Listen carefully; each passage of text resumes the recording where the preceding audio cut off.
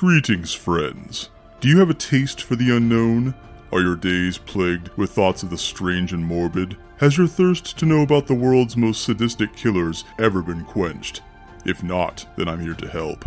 Join me on the Nightcap Nebula podcast, where I, your humble storyteller, take you on a glorious ride into the mysterious universal abyss. Learn why your neighbor might be harboring a really horrible secret, or if that conspiracy theory you thought was false turned out to be real. Whatever your dark desire, you'll find it here. Follow me on Instagram at the Nightcap Nebula Pod for updates to the show, and listen anywhere you get your podcasts. Until then, be safe and stay curious. Now, back to your program.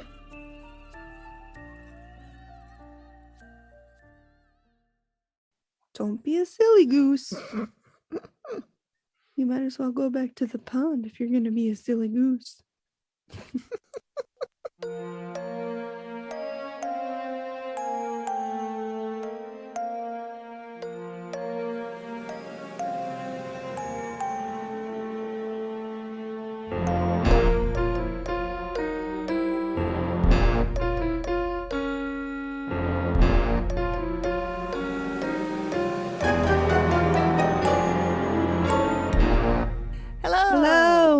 Hi, Ghosty fam. Welcome to the Activity Continues podcast.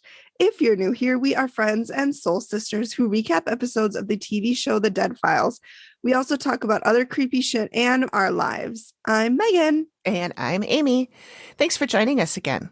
This week, Megan is recapping the Dead Files episode called The Devil Made Me Do It. And it's from season 1, way back. And episode 2, so way back. Right after Elvis. Elvis Dandelion Jar Guy, if you don't remember. So this one originally aired on September 30th, 2011. So what made you pick this one? Honestly, I feel like we hadn't done season 1 episodes in a while. Mm-hmm. And I was like, it's been a really long time since we did a way early one. Because I think you covered the first one. I did. And so I'm like, you know what? I'll just cover this one. And The Devil Made Me Do It. How do you not with that? I know. Good. Okay. So that's why I did it. It was a really good one too. Good. It was a good one. And you guys will be happy to know. And I texted this to Amy. I actually started my notes 6 days ahead of time. I know. Rock and roll. Usually Amy, Wednesday nights, so how are your notes coming? And I'm like, I should do those. Maybe I should turn off Roseanne and watch my show. Maybe I should stop crafting for an hour. Well, you can watch while you're... Yeah. Usually. And that's what I do. I've been watching Castlevania again on Netflix, and I've already seen it. So I've been putting that on while I craft. Yeah. But you can watch your show. Just keep a tablet nearby to jot down anything or whatever. You can still. That's true. Yeah. I tend to, because I've already seen all the episodes, I tend to not want to watch them. Once just to watch, once to take notes, and then once to go get the sound clip. So I just do it all at once. I sit at my desk and I watch and I take notes and I go, oh, that was a good sound clip, and I record it right then. So I don't have to do it 3 times. Yeah. But if you're, also I have sat, on the couch and just taken notes either on my laptop or on a sheet of paper, and then take the pictures that way and stuff too, and then do that later. Yeah, I usually only watch it once because I usually watch it the night before, so it's fresh in my mind. Yep. But yeah, I'll watch it and take notes and take the sound clips. Yeah. All at the same time. Yeah.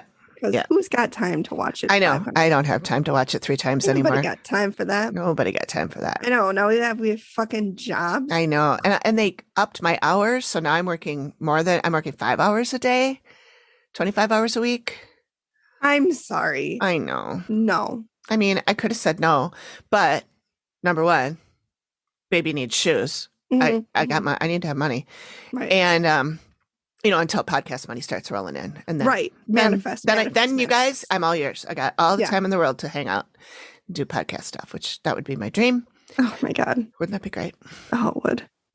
But also, if I wasn't able to, the reason they wanted me to up my hours is they want to give me more work. So if I didn't do that, then it puts the person who's doing the work now in a hard spot. Mhm. And I'd be afraid they'd start looking for somebody else who would do it full time. And then I'd be out completely. And you'd be out the door. Out the door. Doodles. So, and I don't want that to happen. Plus, you want to be a team player. You don't want to make it harder for your coworkers. Right.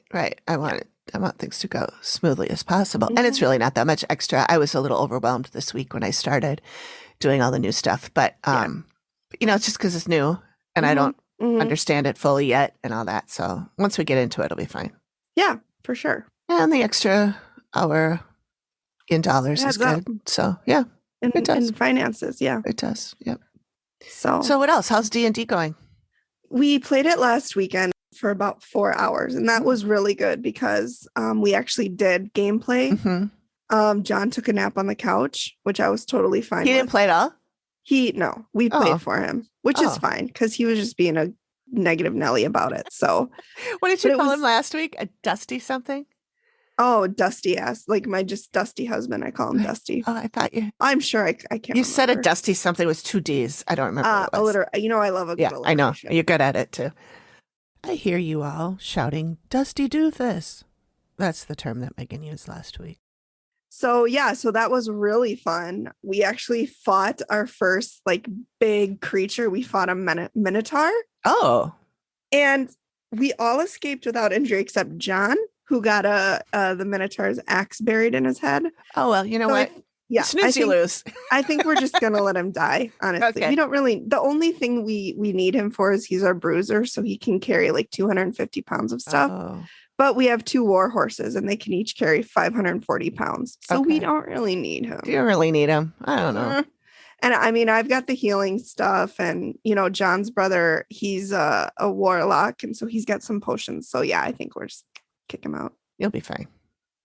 So yeah, that was super fun. Good. Yeah, that was super fun. What else is new? I feel like I sent messages to a couple of consignment stores this week on Instagram to see if I could sell my stuff there. Mm-hmm. They haven't responded. No response yet. No. Well, one of them even said seen.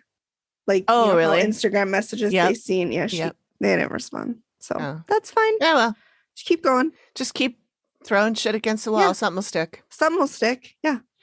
So, and my friend that I met, Kathy, she and I and her other friend, Samantha, were throwing around the idea. I think I was chatting with you about a website. And so I think we're just going to do Etsy, but Kathy does the wire wrapping with stones and her friend Samantha does a lot of wood burning stuff. Mm-hmm. And then I do the clay. And so we are going to do a little shop. So I think we're going to meet sometime and kind of, iron out the details on that. But I think that would be really fun. Yeah. Yeah. A lot of variety in one place. So. Yeah.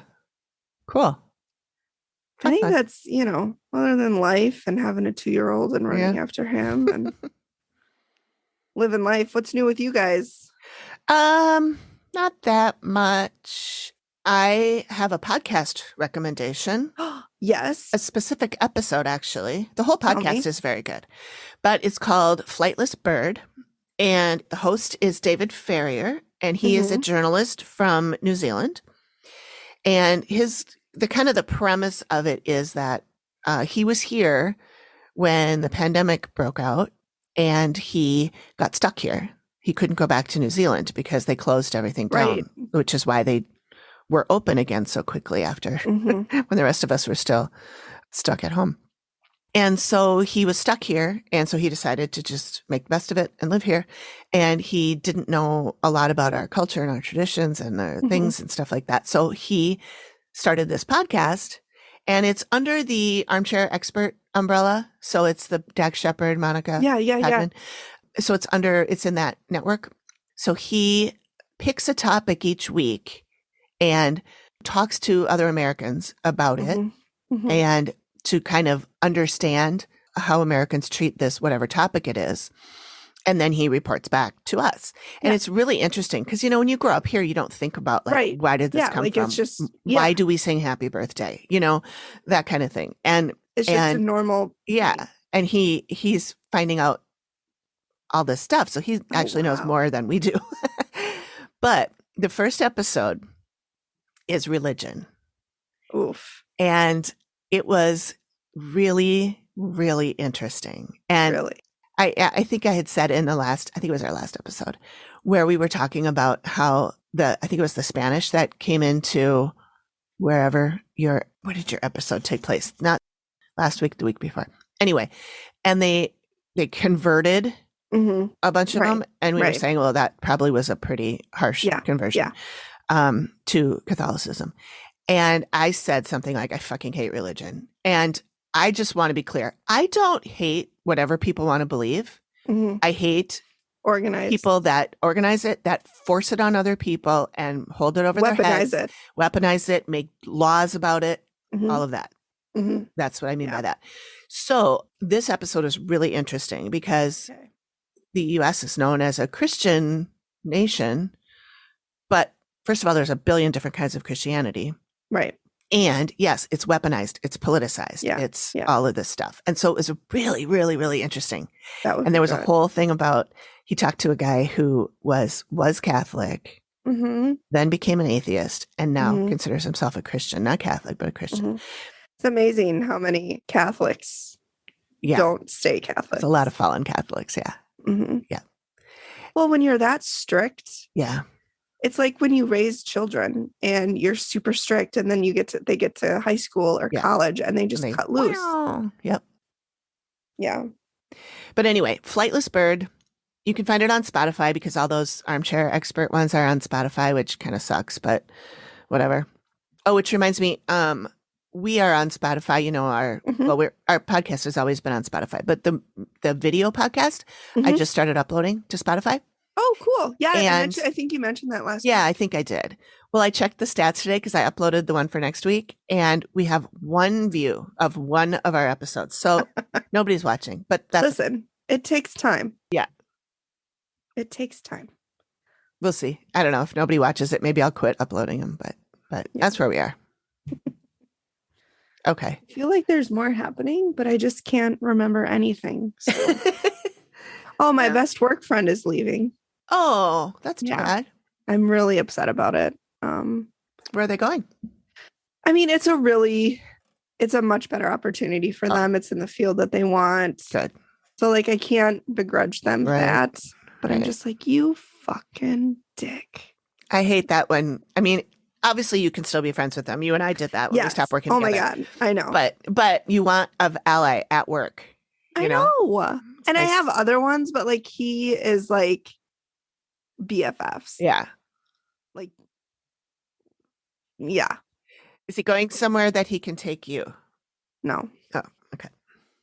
I mean, maybe, but I do like my company. I don't want to leave, but I just am like, oh, you dick. That sucks. It really does. Like, it really ruined my day when I found out. But, I'm happy for him and everything. But selfishly, I'm like, the fuck? You didn't ask me first? I do not remember signing off on this. Yeah. I did not give you permission to do that. So that's a bummer. Yeah. But, is what it is. Yep. Hi, friends. Do us and yourselves a favor and check out our affiliate, 3 Spirit Drinks. They create plant-based, non-alcoholic elixirs that are cruelty-free and vegan, and they are designed to give you some of the benefits of alcohol without the hangover and other side effects. If you're looking to cut down on alcohol but still want the buzz, check them out. The link is us.3spiritdrinks.com and use the promo code TheActivityContinues for 15% off your entire order.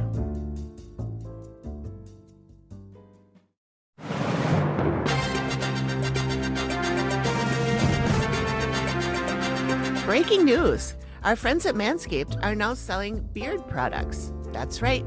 The leaders in men's below-the-waist grooming are once again revolutionizing the men's hygiene game with the new Beard Hedger Pro Kit. No one likes a weird beard, so say goodbye to all your stubble trouble and tame his mane. Save 20% and get free shipping by going to manscaped.com and using the code ACTIVITY. This kit has a bunch of good stuff in it. Not only does it have the trimmer that can do not 1, not 2, not even 10, but 20 different lengths with just one guard, but it also includes beard shampoo, beard conditioner, beard oil, and beard balm. And right now, they're also throwing in some other special gifts, a beard brush, comb, and a scissors to ensure that he has all of the tools for the perfect beard. So get 20% off and free shipping with the code ACTIVITY at manscaped.com. That's 20% off with free shipping at manscaped.com and use code ACTIVITY. Manscaped Beard Hedger. 1 stroke, 1 guard, 20 lengths. All right. Oh, I do remember why I picked this episode. Oh. In addition to season 1. It takes place in New Jersey, and Frank Sinatra is from New Jersey. And I love You're a big Frank Sinatra. Frankie fan. I love me some Frank. My dad and I danced to The Way You Look Tonight at my wedding. Aww. So I do love a good Frank. Yeah. So that's partly why I picked it. Cool. All right. So we are Do we have any content warning? Is there any triggers? There's murder. Okay. There's a little bit of homophobia. Okay. And I think that's it. Okay. I think that's it. Yeah. Check show notes, guys, if there's anything in there. Check the show notes because we'll put it all in there after. as we go through it. Sometimes we go off on a tangent that ends up being something we're like, oh, we should have warned people about that. Well, we didn't know we were going to talk about it. So please, check the show notes. So it's called The Devil Made Me Do It, and it takes place in Asbury Park, New Jersey. Jersey. Oh my God, I'm terrible with that accent. But I love the East Coast accents. Boston. Uh-huh. Oh God, just call me and talk to me. So Steve says Asbury Park was devastated by the economy and riddled with crime. Now remember, this is 2011, so we're just a few years past the housing crisis and the 2008 economic. So it's understandable that it would be devastated by the economy. Mm-hmm. And we meet Jeffrey, and he owns a restaurant called Plan B, which I love. He probably didn't mean it to be after an abortion pill. I'm sure he didn't. But it's too late now. So this is, the second episode. So things are still pretty rough. So Steve is doing all of this like a voiceover and kind of explaining the situation. So the staff is complaining of unexplained phenomenon,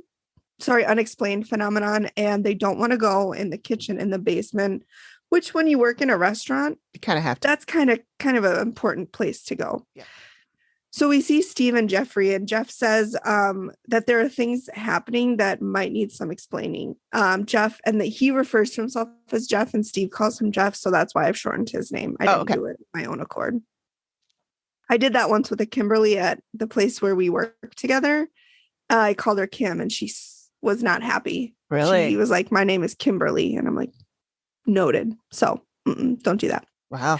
So Jeff spends most of his time kind of standing in a pretty central location, sort of observing everything.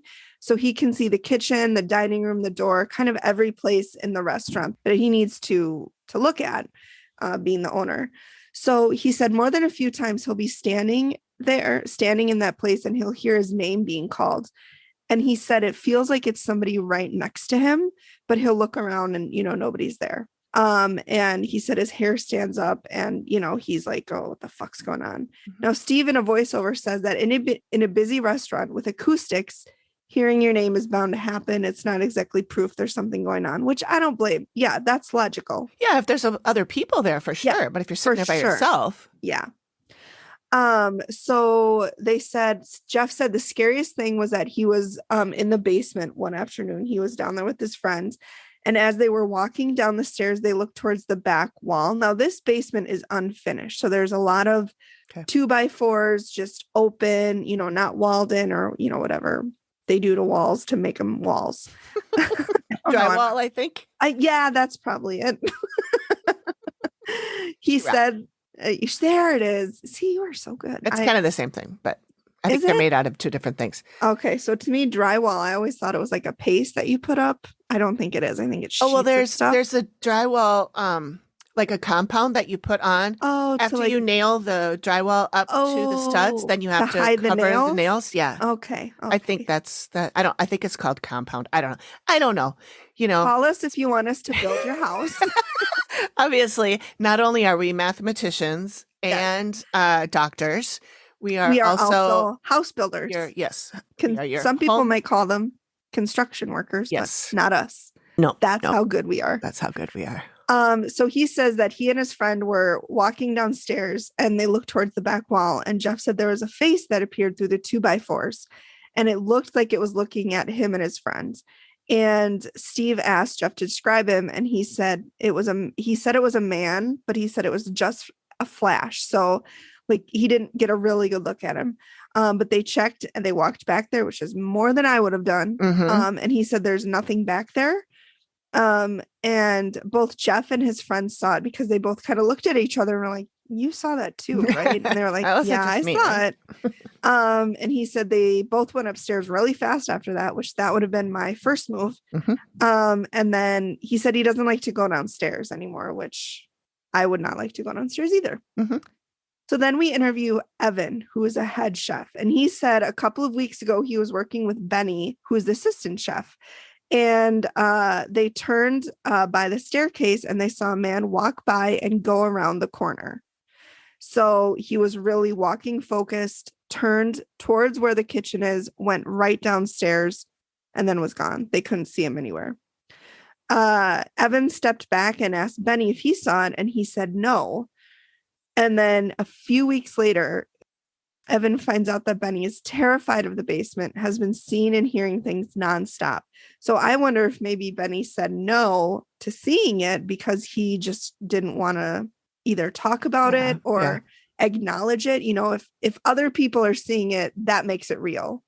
That makes it valid. But if I'm seeing it, then it could be a trick of the light or a dust particle or, you know, something. So.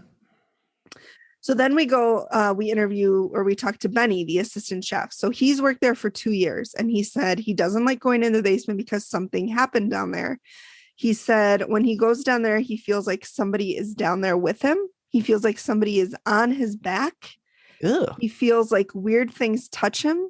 And he feels like he's in physical danger. And he said it happens every single time he goes downstairs. Wow.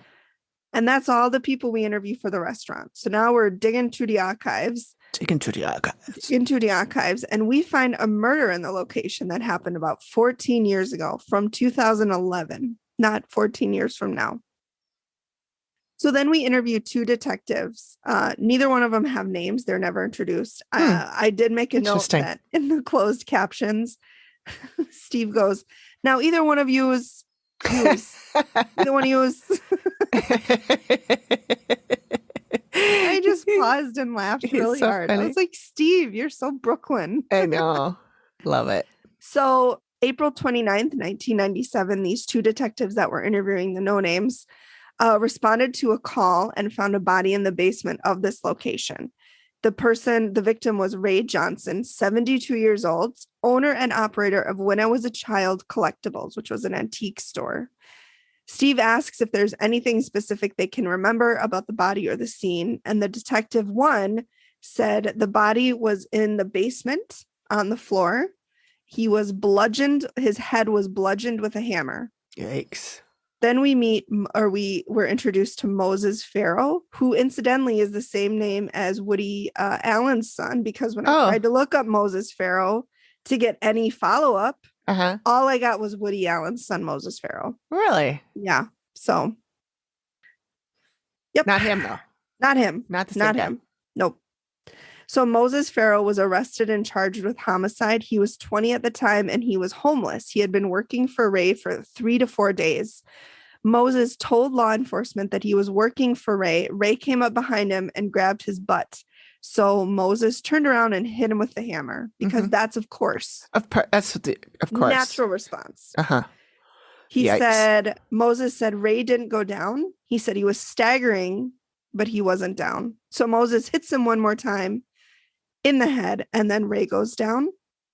As Ray is laying on the ground, Moses hits him at least one more time, which is not wrong because I did some digging. He hit him 12 times in the head with a hammer. Holy 12 shit. times. Yeah. Yeah. Oh my God. So this was definite homophobia on Moses' part. Yeah. Because it comes out later that Ray was a big proponent in the gay community. and he was, known to be gay. So, yeah. Detective number 1 said that Moses had a girlfriend who lived in Ocean Grove, which is the town next over from Asbury Park. When they spoke to her, she told them that Moses told her he did it. He got convicted and he's currently serving 30 years at Trenton State Prison. So he's currently in jail. He's still alive now? He's still alive. Yep. At least he was as of 2011. Oh, I know that because I remember this from that. But like I said, I tried to find. But you can't find anything about him now?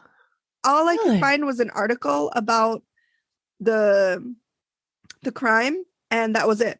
I couldn't find any follow-ups because it all talked about Moses Farrow, Woody Allen's son. And I'm like, who cares about Woody Allen, first of all, and his children? So then we meet Jennifer, who's Moses' former girlfriend. So the night that he killed Ray, he showed up at her house and told her he killed his boss, just like right out of the blue. But she didn't believe it at first, which I can and can't understand. Like, of course, why would you believe somebody who told you, they killed somebody, but at the same time, why would you joke about that? Yeah. She says she believes there are things that can happen in someone's life that destroy their psyche and their ability to think rationally. But then nothing else is talked about regarding that. And we don't really get more on that subject.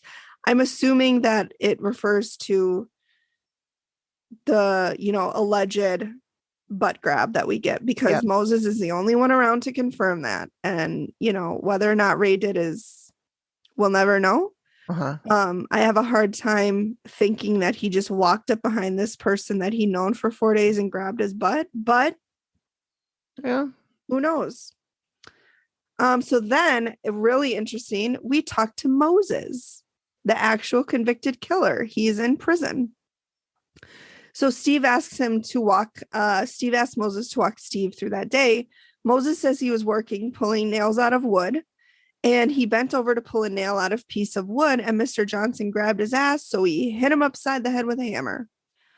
And Steve asks if he wanted to kill him or just make a point. And Moses said he just wanted to make a point. And Steve said, you made your point 9 or 10 times. He made his point 12 times. Yeah. And you don't want to make a point if you hit someone in the head, they're still walking. You hit them again so they go down. Once they're down, you hit them another 10 times. That's not making a point. That's not making a point. Wow. Moses had never done anything violent in the past. And he said, I don't know what brought me to that point. I do. It's called homophobia. That's what it is. Well, I think the title of this episode is kind of leaning toward there was some kind of entity at the place that made him do it, but I don't know if I buy that.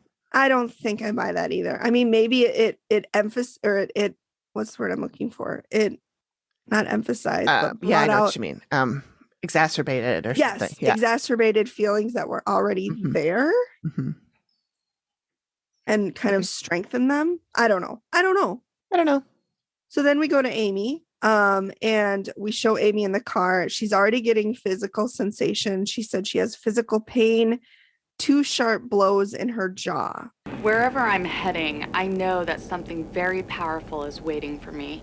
So then we have a voiceover from Amy, and she says when she encounters the dead, she interacts with them like they're a living person, which I thought was really interesting because I always wondered, how, if I were to see somebody, how would I interact with them?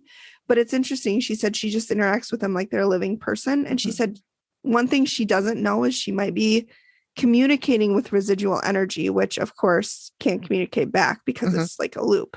Yeah. So once she get there, she said one person is showing up.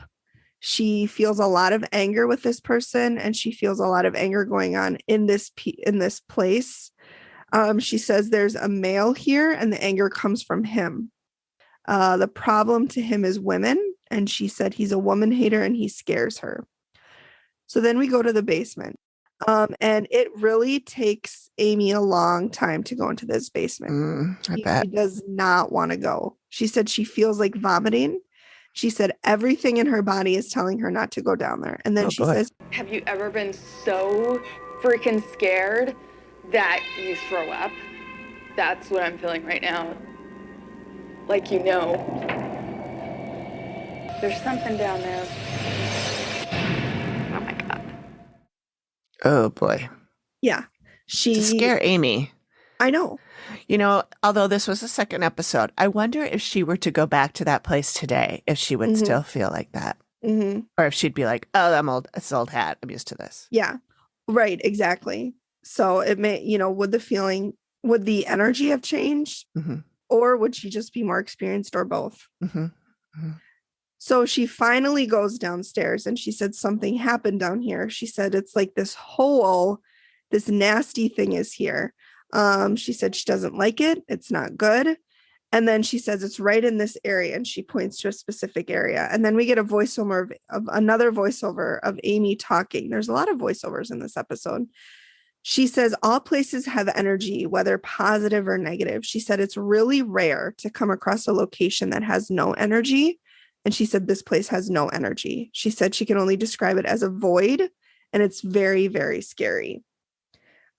She says she feels dead energy in the basement, and Matt asks, like, dead people or like an absence of energy, and she says like an absence. Then she says there's something growling at her to the left. Yeah. She said it's laughing and growling and touching her arm, and she keeps clearing her throat. She's really struggling with this, which I don't blame her. Mm-mm. She said she's not getting a human form with this thing. She said it's never been human. And then she says this thing is evil. She said it's hurting her arm. And Matt asks what it is. And she said, well, I guess the closest thing I could relate it to would be a demon. Oh. Yeah. So not the D great. word. The D word. And then we have another voiceover with Amy. And she said she's only encountered these entities a handful of times. She said they can be extremely dangerous, which, yeah. She said she doesn't know where they come from. If there's a hell, she's not sure. She just knows that they're evil. And she says what she does know is they do exist, and they're very nasty. They could move objects, manipulate perceptions, strike fear. And she said this one really likes to scare people. And then Amy says that something happened here, something like right side of her face, her jaw. And she said there's anger and there's despair. There's like an anger and a despair. One is despair and one is anger, and the anger is pounding on the despair. These are people. Smack you, smack you. Who does that sound? So then we go into the kitchen, and she said she sees his energy in here, meaning the man or the person who's very, very angry. Mm-hmm. She said she sees his energy in the kitchen. It's very solid. And she said it's not like she's talking to him. He's not here. Mm-hmm.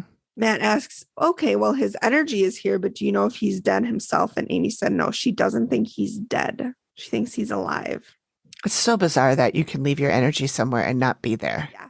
And Steve says that in the reveal too. He's like, I'm really having a hard time wrapping my brain around the fact that you feel this person, but they're alive. But he's in prison. Yeah. It's crazy. I know. She said his thought processes are distorted and disturbed. He doesn't perceive reality. She whispers that she doesn't like him and states that he was in jail before for robbing or burglary. She said the demon will get very, very angry, and it will influence people, wreak havoc. Matt asks how, and Amy says it causes things to happen. Okay. So then we get another voiceover from Amy. Take a shot every time Amy has a voiceover. She said Amy states that the way she encountered the male was as a residual energy. She said at some point something very violent happened here, and a part of his personality still remains. That's so bizarre. I know. So whatever happened was so violent that a part of him stayed there. I don't understand enough about energy to understand that. Like Steve, I can't wrap my head around it. I'm not saying I don't believe it. I'm just saying I don't get it. I don't.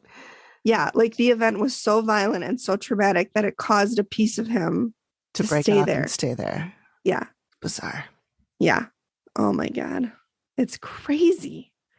So then we come to the sketch, and Steve does a voiceover stating that when Amy sees an identifiable figure, they bring in a sketch artist to put her findings down on paper. Oh, that's interesting. I don't remember him ever describing that before. Yeah. Thank you for telling us what a sketch artist is. So it's a really in-depth sketch, with the fact that Amy is like, during the sketch, Amy feels anger from this person who I didn't quite get if it was his energy or if it was the entity, but whoever it was, she saw him wearing a yellow shirt and yelling at her to shut the fuck up. And she said, I want to leave. And she actually starts crying. And the sketch artist is like, well, do you want to leave? Like, we can leave. And she's like, no, let's just do it. But I remember her talking about this one in that Q&A. Mm-hmm. I think it's the beginning of season 3. It is season 3, episode 1. Yep. She talked about this, and she said he was in the room with her while she was having him sketched. So it was him then. Mm-hmm. Okay. Interesting. I think so. That's really interesting. Because then it almost means like the residual energy can interact with her. Yeah. And this was, I think, the killer. Is that who she said it was? Yeah.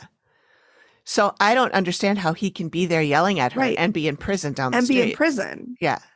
It's bizarre. That's crazy. Yeah. So we're at the reveal, and it's just Jeff. So she said back at the back of the restaurant, she encountered male energy. She said it was very aggressive, angry, prone to excessive amounts of rage, hatred, very bad person, very stocky. She said he's in prison and he's alive. And that's when Steve talks about his research and Moses and the murder. And he shows Amy a photo of Moses, which, I mean, this guy's face was dead. There was nothing going on behind this person's eyes, at least in the photo, just dead. So Amy sees the photo. She gets really uncomfortable. And then Steve says they brought in a sketch artist. They show the sketch, and it's really uncanny how close. And I know did I send you these? I don't think so. All right. I know I took them. Let me send them to you really quickly. Okay. Yep. Yeah. So even in the sketch, he's just furious. Like, you can see it's scary. Honestly, the sketch is scary. I would not want to encounter that person. No. So then they show, she shows the sketch, and then they show a newspaper article. And I tried to get a picture of the article with Moses' face. I see it as next to the sketch. Yep. And then Jeff says, it's uncanny how closely, the sketch looks like that alike. Picture. Yeah. And then they talk about Ray, the victim, Ray Johnson. Like I said earlier, he was prominent in the gay community. And I'm sending you a picture of Ray. He just looks like the sweetest old man. Is that person laying on the ground him? I believe so, yeah. Okay. Oh, there's no sketch of the guy. So Ray Johnson is just the sweetest looking older man, 70s, got his own little antique store. Yeah. So Amy then talks about the emotions she encountered, anger and despair, and how anger was just fighting despair, and how they were both people. And then she said she had pain on the right side of her face and her lower jaw. So then she talks about the residual energy and how events or feelings can remain in environments we're in, which is kind of like what you and I talked about with Moses and Ray, and how it was so emotional and so traumatic that part of Moses stayed in the building. So Jeff asks, if Moses left his residual energy in the building, is Jeff able to interact with it or feel it? And Amy says, no, it's not really capable of interacting with anyone. It's just a footprint. Okay. So that's what I thought residual energy is. But then when she said he was in the room with her during that. Exactly. It's confusing. That was like contradictory. Like, how is it residual energy, but now he's yelling at you to shut the fuck up when you're drawing him? Right. So that confused me a little bit, because I'm like, I wonder if she meant like he just can't interact with regular people, but he can interact with Amy. Oh, maybe he can't interact the way ghosts do. Yeah. like moving shit, causing you to feel things. Yeah. But Amy can see, I think, Yeah. all dead people. Well, he's not Yeah. dead. I don't know. She can If see anybody out energy. there can explain this. Yes, Amy, if you're listening, please help us out. So then we go to the basement, and Steve brings up everybody getting touched in the basement, and Amy says, that makes sense. And Steve said, okay, well, I'm confused, because if everybody's feeling stuff in the basement but the footprints upstairs, those don't really line up. And Amy was like, well, what's in the basement is completely different. Yes. Don't like it. So then we talk about the basement entity, where she describes a void in the basement. She says she was stumped because usually there's some kind of energy everywhere, and there was nothing there. She said there's just a void. She said it's like a hole, and this nasty thing is there. So she said she saw a little dark mass being approaching her. As it was approaching her and then touching her, she understood it was very old and never human and very, very negative. She said it had been there for hundreds of years and can cause things to happen. She said in the Catholic religion, it would be referred to as a demon. She said they're extremely rare. And she said, I've done hundreds and hundreds of walks. She says she's only encountered them a handful of times. And she said it would take on the form of that would unnerve somebody. So, whatever it's kind of like the Dementor in Harry Potter. Okay. Takes on whatever thing scares you the most. Oh, okay. That's also like Stephen King's It. That's why it shows up as a clown to the little boy, because it makes itself look like the thing that scares people the most. Oh, poor clowns. They got a bad rap. Yeah, clowns are fucking creepy. I mean, John Wayne Gacy didn't help that. Yeah, he did not help that mission at all. No. Literally the opposite. She said they take the opportunity to latch onto someone who is already ready to snap. So they might have caused the murder of Ray. Okay. If Moses was already stressed out for whatever reason, I mean, I'm sure he was homeless. That probably wasn't the best thing for him. Yeah. And then Jeff says he's really freaked out. And I'm like, yeah, same, Jeff, same. And I'm not even there. Yeah. He asks if it can affect him within the four walls of the restaurant, and also can it follow him out of the four walls? That's the $1 million question right there. Amy said yes to both. I know. So not good. Don't like that. So she said Jeff has options. He could move, or he could do something proactive to get rid of it. She said, luckily, she got that this demon is very young and would be very easy to get rid of. Oh. It's using negativity to grow. And Amy said she will show Jeff what needs to be done, but Jeff has to promise that he will continue doing it. And then we actually see footage. This is really neat, of Amy and Jeff during a purifying ritual. Oh. So like she's got a candle and he's got a candle, and she's kind of showing him what to do. I'm assuming they're burning sage because they have something burning. And she's like telling him what to repeat, and she's, he's repeating it and doing everything she tells him to do. And then the text at the end says Jeff and his staff cleanse the restaurant weekly. The unexplained sightings and voices have stopped. Oh, good. Yeah. So, and like I said, I tried to figure, talk about or find more information on Moses. All I got was Moses Farrell. I just Googled him too, and I Googled Moses Farrell murder. And I got some stuff on him, but it's all like from 1999 exactly. or from like I Moses Farrell murder. Moses Farrell, state prison. It all was just what happened in 1997. Nothing new. But I mean, 97, we're coming up on 30 years. Is that how long he was convicted for? Yeah. So he could be getting out soon if he's still alive. He could be getting out in 4 years. He's still alive. Yep. Yikes. Isn't that scary? Yeah. And he would only be 50. Yeah. He was only 23, right? He was 20. Oh. I think he was 20. Okay. So he has his life to live. Yeah. Which Ray didn't. Right. So, well, Ray did live to 72. But still. But he could have lived another 10, 15 years. Sure. For sure. Yeah. So that was it was a good one. I actually had to cut that one up a little bit because it kind of scared me. I remember that one being really intense. It was very I didn't intense. rewatch it again this year, so I didn't remember all the stuff you talked about, but I did remember that Steve went and talked to the guy. Yes. And it was crazy. Yeah. So. I remembered something that we should have brought up in the beginning. Tell me. Well, our last episode we talked about, or not our last episode. A couple before. The last one you did, which Yes. was, let me get my little note card out here. That would have been episode 53, the man in the closet. Oh yeah. And that was season 2, episode 10, right. Tormented, correct. Yeah. And there was a death that was a result of a gunshot, and we were talking about the kind of gun it was, and they were not sure if it was a homicide, a suicide, or an accident. And we talked about the gun a little bit, and we said our friend Amy P is probably yelling at us right now because she knows guns. She's a hunter. Yep.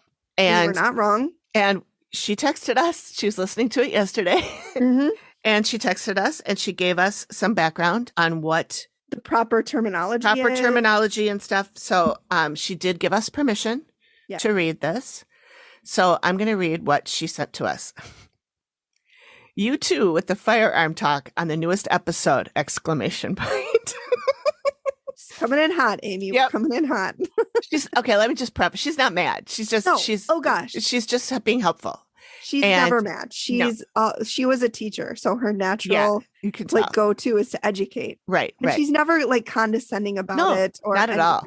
Not at all. She's actually, I'm sure, laughing while she's. I know, and we actually wait for her to teach us. Yeah, we're like, and then Amy will tell us the right thing to say. Exactly. Exactly. So here we are. She says firearm is a preferred term to gun by most hunters. Firearm safety elicits more of a respect for a machine that can kill. And then she said, I haven't been scope bit, which I think is when the thing hits you. She said, I think when it's like a kickback. Yeah, I think it's like that. She said, I keep my face. Recoil. Recoil. There you go. I think kickback is right too, though, isn't it? Oh, Amy's going to tell us. Oh, probably is. Oh my God, Amy, I'm so sorry. Text us. She's like, I just texted you about this, you guys. I thought I got this clear. Okay. So she says, I haven't been scope bit. I keep my face far enough away, but I know people who have been bit. It's also squeeze the trigger, not pull, which I knew, but I always forget that. Because you always say, when are we going to pull the trigger? Right. You don't say squeeze the trigger. And the movies say pull. All right. And when does the movies get anything wrong? Yeah. I know, Never. Right? Never. And she said a pull will jerk the firearm. That makes sense. So because if you're pulling it, it's like, that's how guns work. That's right. Sorry, firearms. Oh my We know so much now. We're so smart. She says, yes, 12 to 13 pounds is a damn heavy rifle. Yeah. Rifle means it has rifling or spirals down the barrel to help the projectile. Muskets did not have this and were not very effective. You are welcome for your useless facts of the day. And I said, they are not useless. And I said, can we read that on the show? And then she said, here's another one that she said. It's one of those things that people use gun all the time in the media as it brings out a gut reaction. We are taught. Exactly. We are taught firearm, so we also learn the respect for it. People use. She's talking about when you're learning how to fire a gun and learning gun safety, and the actual class. Right. She said people use both, but they really do deliver a different response. They do. In firearm safety, the first 2 things you learn is to treat every firearm as if it's loaded. It's loaded. No finger on the trigger. Check the safety in the chamber where the bullet or shell is loaded, and the magazine where the others sit. And never aim it at anybody. Right. The other thing we learn is never ever point the end of a firearm at a person or anything you can't recognize. Yep. Even when hunting, if you can't fully identify what is behind your target, you should not shoot. That's where we end up hearing about hunters accidentally shooting someone in their party. They get excited and don't identify. Dick Cheney. Yeah. Right? Shot his friend's face off. I used to work with a guy who was a firearm buff, let's say. And he would come in and talk to me every morning for hours. I'm like, I And you were actually like, have work read to the do. room. He was also a little QAnon. He was great. a Yeah. conspiracy theorist. He loved Alex Jones. But Didn't he file for bankruptcy? because he had to pay billions of dollars for Right. lying to people. For Said Sandy claiming Hook that was Sandy fake. Hook never happened. Right. You piece Fucking tool. of human garbage shit. Right. I know. What a... So Now I'm angry. anyway, this guy I worked with, he was big time into firearms. And he lived out in the country. And he had an arsenal. He told me he had over 4,000 guns. He called them guns. That's too many guns. I know. That's too many. But he did tell me that you like when you see on TV shows, when you see like a cop walking around with their finger on the trigger, like walking into a room, that's not accurate. That would never be there. It's on the outside. Yep. Your finger should always be on the outside, and then you move it to the in when you are ready to shoot. Yeah. So he told me some of that stuff that Amy said too. He has a shed at his place with all of his firearms in it. And he invited me out to his homestead. He said he would teach me how to shoot. Oh my God, he wanted to skin you. Probably. He did scare me a bit. But sure. Here's one thing. Let me just go to your house in the middle of the fucking country so you can teach me how to shoot. I know. I know. The only thing that made me not quite as scared of him is that he had dogs and he loved dogs and he talked about his dogs all the time. And one of his dogs got sick and he was telling me about it and he was crying. So, I mean, he's not a terribly bad person. He's just, and knows a lot about firearms. I'm looking right at the camera right now and I'm giving you super skeptic eyes. Yeah. Okay. The other thing I forgot to tell you is, remember when I told you that our favorite restaurant in Uptown closed? Yes. And because it was bought by somebody else and so it's still closed. Wasn't that Amore? Yeah, Amore. That's Amore. And they played Rat Pack music all the time. Of course they did. It was a wonderful place. It was wonderful. It sounds Italian delightful. restaurant. I loved it. And so we had a little party last week for the staff of the Amore, little staff appreciation thing. They all came over and we served them drinks and fun. we had a great time. Yeah. And I had my business cards out for the I didn't put them out. I mean, they're always sitting out there on the bar. They are. So then we started talking about the podcast. I'm telling them, some of them already knew, some of them didn't. And one of them says, "Did you ever see a ghost at Amore?" And I was like, "What?" You're like, "There's a ghost in the basement." Yeah. I'd never been to the basement, so I didn't. I mean, I guess I was down in the downstairs area where they have like a party room. Mm-hmm. I was down there one time, but I guess I suppose it's possible I could have seen it if I was. I didn't know to look for it, and it was like a Easter brunch, so I'm guessing the ghost probably just kind of hangs back on those days. Like, well, there's too many people here. Right. He's like, my ghost anxiety is really through the roof. I'm an introvert. I'm gonna go lie down for a bit. Crowds. I'll come back out when just so and so's cleaning. Yeah. No. But yeah, so now I didn't really dig too far into that, but I'm gonna have to find out. And when it opens up again, we're gonna go back and I wanna Do you know find what out. Kind of restaurant they're opening? It's gonna be Italian. Oh, you should. I'm inviting myself. Okay, yeah, you should come with, and then we'll see if we can get them to let us go in the basement and see if there's a ghost. No, I do not want to do that. Oh, I want to do that part. I do not want it because then what if it attaches to me? I don't want to. You just slough it off. You just push it off. No, there's got to be like a ritual, right? Where you can just. There has to be a ritual. Like when you watch those Reiki people on TikTok and they're doing all this and all that stuff. There's got to be a way to just like shove it off, right? You would think. I would hope so. So speaking of, I watched Buzzfeed Unsolved on YouTube. I loved those shows. They're off now, and I'm really upset about it. But they're on like Hulu now. They were, but they're not anymore. They're not making new ones. No, that's too bad. Fuckers. I know. I loved Shane and Ryan so they're funny. much. So they're Ryan, really funny. I know Shane is Greg, like total skeptic, doesn't believe anything, taunts the demons. Yeah. I was watching one of those and Greg walked in and I was like, oh, he's going to tell me to shut this off. But he was laughing so hard and he's like, They're oh my so God, funny. this is hilarious. I know when I first started watching them, you and we were talking about it, you're like, I really don't like the text on the screen. Yeah. But I think it's so funny. But anyway, I'm getting used to that. They were in, I want to say like the Bel Air house. It's a super haunted house. It's supposed to have demons in it. And they were trying to like commune with the demons and they were trying to have a seance. And I'm like, where's Amy? Because she would tell you, no, don't do that. They're like, they didn't do like they did a circle, but they didn't like do any sort of protection rituals. Nothing. That tells me that they don't believe. Because either they don't believe or they don't take it seriously enough to do proper steps. Yeah. They probably play with Ouija boards. They probably do.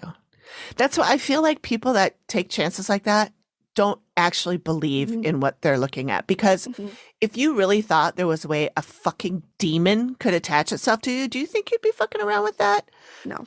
So that's why I question Sir Bilbo, because he does shit like that all the time. Oh, come over here and hit me in the head with an axe. He knows it's not going to happen. He makes me so angry with the just blatant. I'm glad nothing's happened because the spirits that he's just so disrespectful to them. He's damn lucky. He is. Or there's no such thing as ghosts and he's right, but he's making a lot of fucking money off of it. I've had experiences. You've had experiences. They exist. I know. All right. Anyways. Okay. Well, thank you for joining us, everybody. We appreciate it. For joining us. And I got Amy, pull up. What are we doing next week? Oh, that's right. Next week. Next week, I will be presenting the episode called Killing Fields. It is season 10, episode 12, and it takes place in Springfield, Ohio. And the synopsis is, and I quote, this is from the IMDb, I think, or maybe the Travel Channel website. A man believes that something on his property is attacking his mother.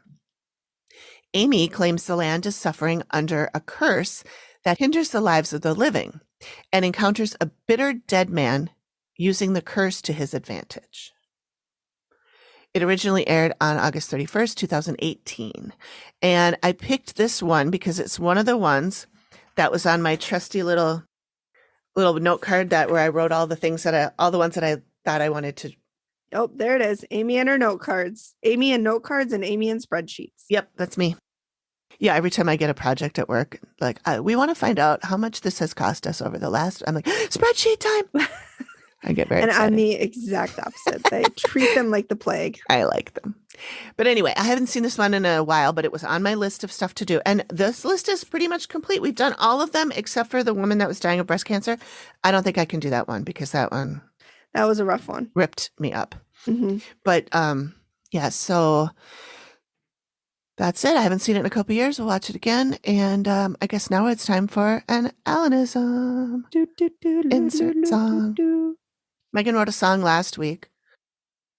And by wrote, you mean I just sang it cuff, and I'm that talented. And so we're gonna use that from now on, unless she wants to write another one. But that's the one we're gonna use for now. I mean, why mess with perfection? Exactly. I don't think it could get any better, to be honest. No. It's time for an Alanism. Okay, so do you want to throw me a number? 70. 70. Okay. Okay. This is Jackie and my dad. Jackie's my stepmom. Mm-hmm. And my dad were watching a scene from a war movie. Okay. And my dad says, that's acne or blackout. And Jackie says, you mean flack? And he says, that's right. Literally, I had no idea where that sentence was going. No. From one word to the next. Most of the time you don't. Yeah, you don't with that one. You just don't. Okay. Yes. Anyway, so thanks, everybody. Good times. Thanks, everybody. We'll talk to you next time. Yeah. Bye. Bye.